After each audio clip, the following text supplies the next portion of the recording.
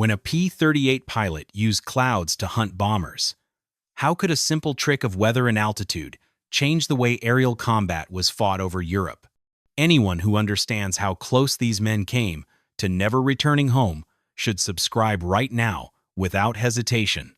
Those who choose not to can head to the comments and explain why a few seconds of doubt are worth more than the lives nearly lost in skies like these.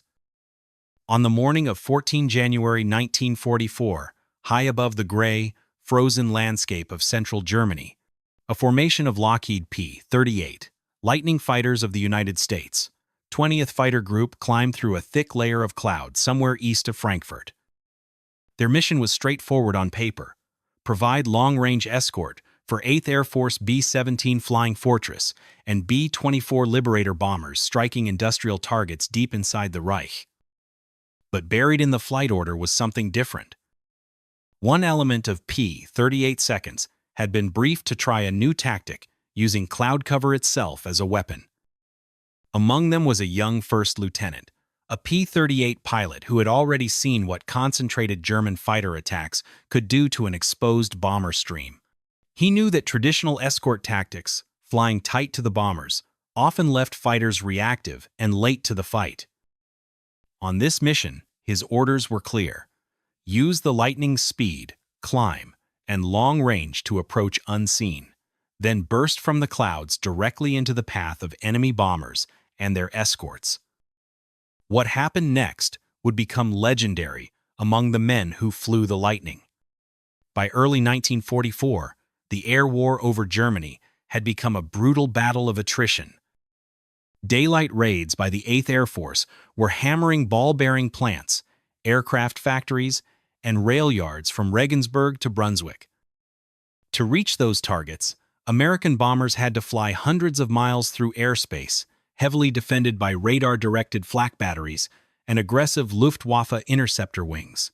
Before long-range fighters like the P-38 Lightning and P-51 Mustang arrived in numbers, bomber losses had been catastrophic. Entire groups of B-17s had been mauled when they sailed beyond the range of their escorts, forced to rely on their own defensive guns and tight formations to fend off Bf-199s and Fu-19 Naughts attacking from above and ahead. The P-38, with its twin engines, turbochargers, and remarkable range, was one of the first American fighters capable of escorting bombers deep into Germany and back. Its 4.50 caliber Browning machine guns and single 20mm cannon clustered in the nose gave it a long reach, concentrated stream of fire, perfect for slashing attacks on bombers or fighters from outside their effective range. But early escort doctrine kept fighters close, tied to the bombers they were meant to protect. German pilots learned to dive from high altitude, strike, and climb away before the escorts could respond. The result was grim: bombers destroyed, crews lost, missions aborted. The lieutenant in his P-38 had seen it firsthand: groups scattering under pressure, smoking, fortresses lagging behind, easy prey for experienced German aces. He also understood something else. Clouds, usually cursed by navigators and bombardiers, could be turned into concealment, a hunting blind in the sky. On 14 January, the weather handed the Lightning pilots a gift: layered cloud decks between roughly 10,000 and 20,000 feet, with broken patches above. If he used those clouds correctly, he could approach unseen, choose his angle, and strike first. Little did the bomber crews below know that above the gray ceiling, a different kind of escort fight was about to begin. By 1100 hours, the bomber stream was stretched over dozens of miles, a moving corridor of aluminum, exhaust, and contrails cutting eastward across Germany. The B-17 and B-24 formations flew at altitudes between 22,000 and 26,000 feet, just above a thin, broken layer of cloud that had thickened from earlier in the morning. Below them, another blanket of cloud hid the ground and much of the flak battery's precise aiming points, but German radar and experienced gunners still sent up dark puffs of 88mm fire through the layers. For the bomber crews, The clouds were a mixed blessing. The overcast might spoil German fighter interceptions, but it could just as easily blind escorts and disrupt formations. The P-38 formation, carrying the lieutenant, had been tasked differently from the main escort groups. While other lightnings remained loosely tied to the bomber stream, his flight of four climbed higher, slipping into the murky gap between cloud layers at around 27,000 feet. There, visibility shrank.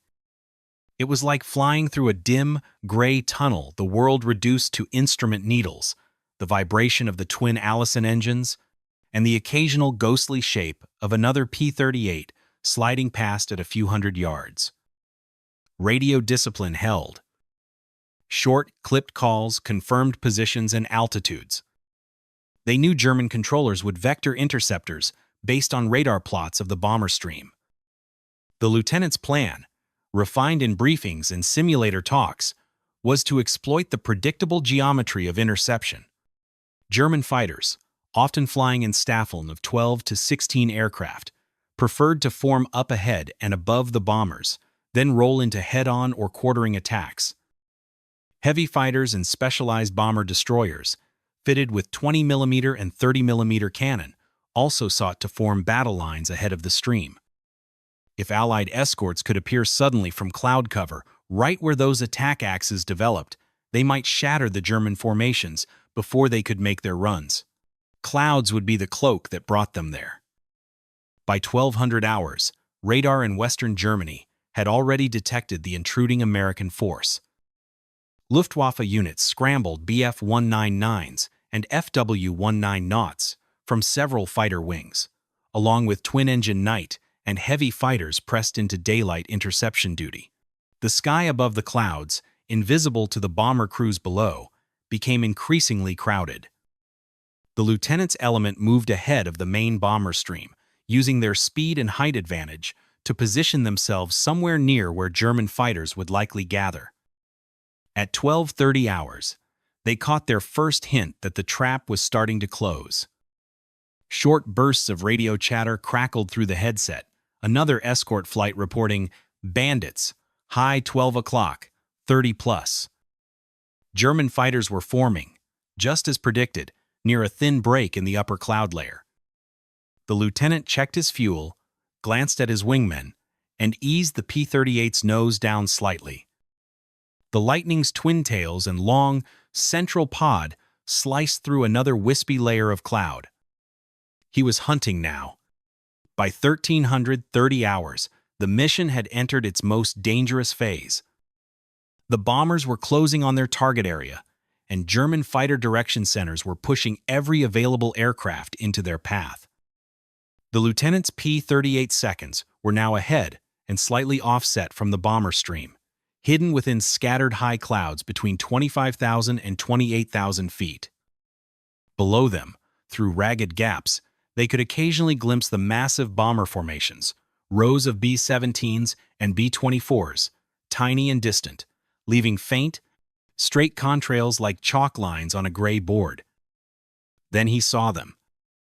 A darker smudge on the horizon, just above the cloud layer and several miles ahead, resolved into a loose line of aircraft. Even at distance, twin tails and heavier outlines marked them as German bombers or heavy fighters forming up to make a coordinated attack. Beside and above them, smaller specks fighters climbed and wheeled, shepherding the heavier machines into position. The Luftwaffe was preparing a direct strike on the bomber stream. This was precisely the geometry he had imagined in the briefing room. Enemy bombers and destroyers forming ahead and above the American bombers, unaware that a hunter was stalking them from within the cloud bank. He signaled his element to close-up line abreast, a few hundred yards apart, ready for a diving pass. The plan was simple, brutal, and relied entirely on the cloud cover. They would remain hidden until the last possible moment, then drop their noses, dive out of the cloud directly behind and above the enemy formation, and rake them with their concentrated nose guns. In theory, the Germans would never see them coming until bullets were already smashing into aluminum and glass. At 1340 hours, the lieutenant eased his lightning into the edge of a thicker cloud mass.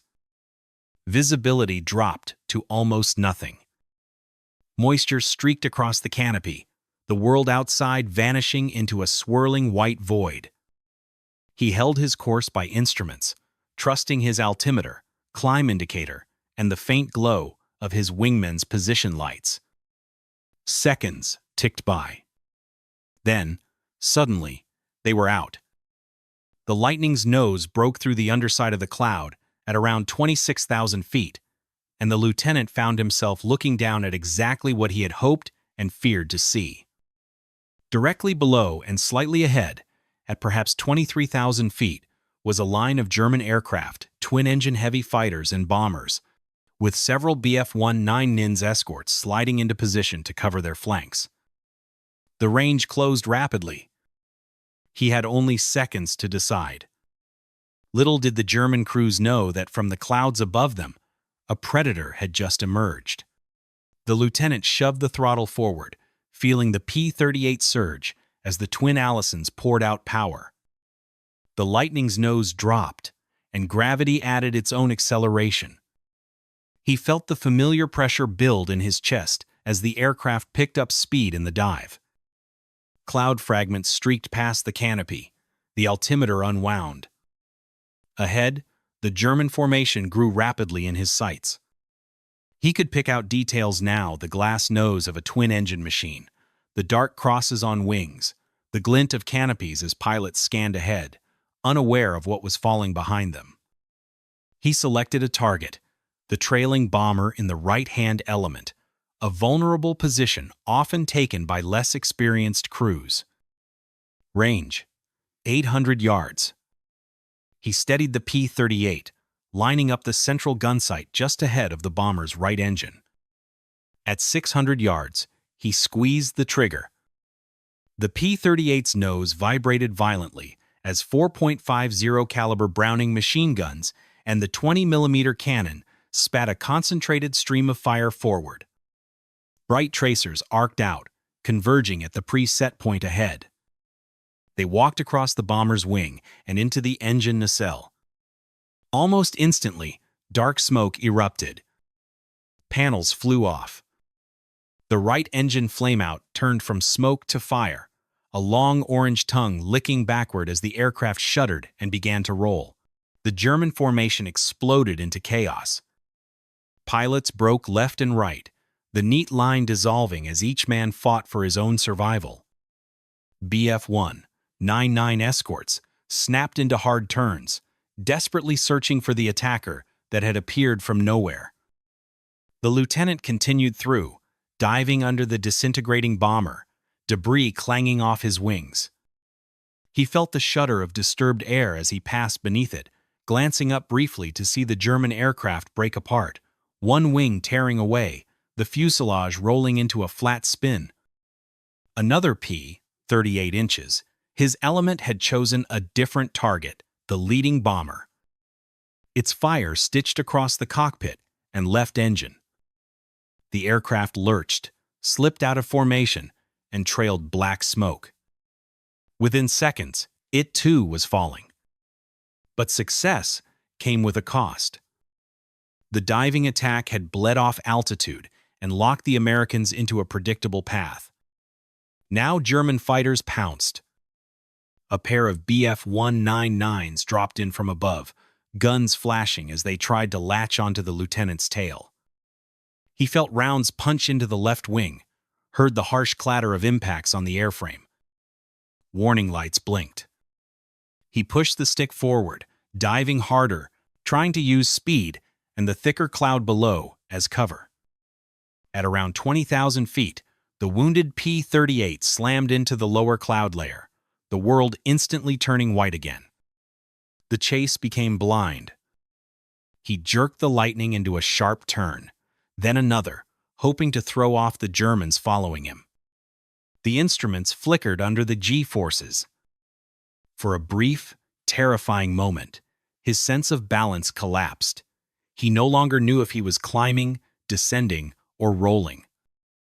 Only the cold, unfeeling needles on the panel told him the truth. He had seconds to recover, seconds before he either emerged below the clouds into a flak-filled sky or slammed into unseen terrain. Above him, German fighters still roamed. Ahead, the bomber stream continued, vulnerable, their escorts scattered by clouds and chaos. For 3 brutal minutes, the sky over central Germany became a deadly maze of vapor and metal.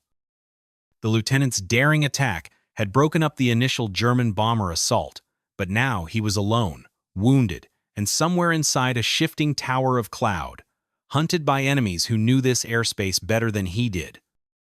Everything seemed on the verge of collapse. At 19,000 feet, the lieutenant finally leveled out, trusting the artificial horizon more than his spinning senses. He eased back on the throttle, letting the P-38 speed bleed off slightly to maintain better control. For a few seconds, there was nothing but the hum of engines and the hiss of air over the wings.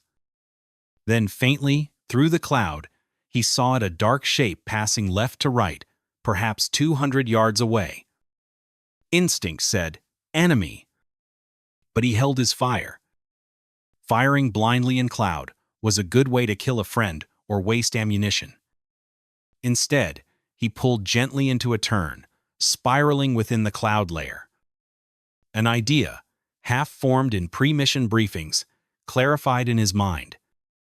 If he could not see clearly, neither could the German fighters. But they would still be hunting, still making predictable passes based on where they believed the bomber stream to be. The clouds could cloak him, but they could also channel his enemies. He decided to use them deliberately. He climbed back up within the cloud layer, stabilizing at roughly 23,000 feet, just below where he knew the bomber formation would be. There, he flew a racetrack pattern, short legs of timed straight flight, followed by standard rate turns, always staying within the murk, always listening. Minutes passed. Then he heard a distant, rising drone of multiple engines. He edged toward the sound, nudging the P-38 into a gentle climb. The cloud thinned slightly. Suddenly, the lieutenant's lightning burst out into a narrow gap between layers. Below, at about 21,000 feet, flew a straggling German bomber, one of the heavy fighters or bombers that had been part of the earlier assault, separated now from its comrades. It limped along, turning slowly to rejoin the main force, unaware that just above the cloud deck, an American fighter had been stalking through the haze. This time, the lieutenant did not dive hard. He simply rolled the aircraft over into a shallow, controlled descent, sliding behind and slightly above the enemy. From 400 yards, with no escorts in sight, he fired a short, disciplined burst. The concentrated muzzle flashes lit the cockpit. Rounds struck the German aircraft's tail and wings, control surfaces shredded, and the bomber entered a gentle, irreversible downward spiral into the cloud below. He never saw it hit, but he had felt the impact, heard the tearing metal. The cloud had been his cover, his approach vector, his weapon. Now, a second opportunity emerged. A section of BF-1, 9 NINs, likely searching for stragglers, broke through a hole in the cloud off his right wing. They were slightly lower, scanning ahead, their attention fixed on the bomber stream. The lieutenant immediately rolled left, pulled up into the cloud again, and used the same trick. He counted seconds, estimated their flight path, then gently descended, emerging behind them from the murk. For a few heartbeats, he flew less than 300 yards behind the German fighters, unseen. Then he squeezed the trigger. His guns chewed into the trailing Messerschmitt. The German fighter flared briefly, then disintegrated, fragments spinning away. The other 19 NINs broke hard, but the surprise had shattered their formation. In a matter of minutes, the P-38 pilot had used the clouds not as hindrance, but as a tool masking his movements, controlling his appearances, and striking at enemy aircraft that believed themselves safe behind the same veil. What had begun as a desperate attempt to escape had become a demonstration of a new way to fight, three-dimensional, using vertical maneuver and weather to offset numerical or positional disadvantage. What happened next would shape tactics for future missions. By 1500 hours, the bomber stream was withdrawing westward. Its bombs dropped, its formations ragged but largely intact. In debriefings that evening, crews from several B-17 and B-24 groups reported something unusual. German bomber formations, previously expected to press in close, had been disrupted during their approach. Heavy fighters and bombers had broken off or never materialized in cohesive force. Instead, scattered attacks had fallen on the formation, less coordinated and easier to repel. Losses were still painful, but fewer than anticipated for a raid of this depth and scale. Escort reports began to fill in the picture. P-38 pilots from the forward element described their cloud dives, their sudden appearances behind heavy fighters and bombers, and the confusion it sowed in the Luftwaffe ranks. Intelligence officers noted the pattern. Using cloud cover to hunt, rather than simply hide, had allowed the American fighters to seize the initiative. Instead of merely reacting to German interceptions, they had ambushed the interceptors themselves. On paper, the day's tally told part of the story.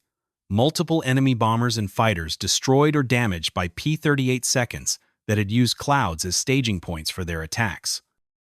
More important than numbers, however, was the tactical lesson. Clouds, once seen as a curse that disrupted formation flying and made escort work nearly impossible, could be turned into active tools. In subsequent missions, P-38 and later P-51 units developed and refined tactics that used broken cloud layers to mask repositioning, set up slashing attacks from unexpected angles, and shield damaged aircraft. Some Lightnings were already being used as pathfinders and radar-equipped variants, guiding bomber formations through or above cloud cover to their targets. Now, fighter squadrons began to think more consciously in three dimensions, using vertical space, weather, and timing together. The lieutenant's performance did not go unnoticed. His confirmed kills, achieved in conditions that had left many pilots disoriented or cautious, marked him as a pilot capable of integrating skill, judgment, and improvisation.